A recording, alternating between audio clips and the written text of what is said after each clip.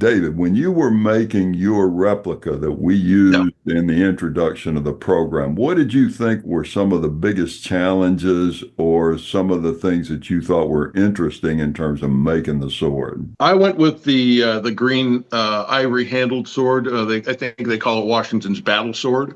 Yep. Um, and one of the things I find interesting with that sword is that it doesn't have a weighted pommel. In that the pommel nut is right against the ivory. It's not. It doesn't have a base plate or any counterbalance weight built into the sword, so it tends to be a little bit more front heavy. Yep. And I think that's something to be aware of. For me, when I'm building a sword, it's weight, balance, scale, and edge geometry. Those are the four biggies. And if you can nail all four of those things, you have a sword that's super functional. Yep. So taking the weight out of the blade, I think, is imperative.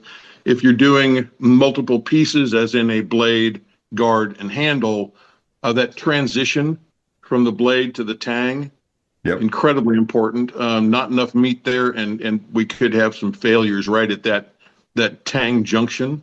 Sure. But trying to find the balance on a sword that doesn't have a counterbalance Yep. is kind of interesting. I mean, as a cutting sword, you kind of want a little bit forward heavy. I don't know, but where's mine sit?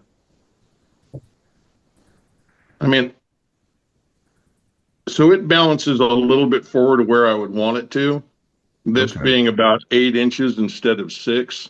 Okay. But it's not unwieldy. I mean, you guys all swung it when Yep. we did some test cutting. So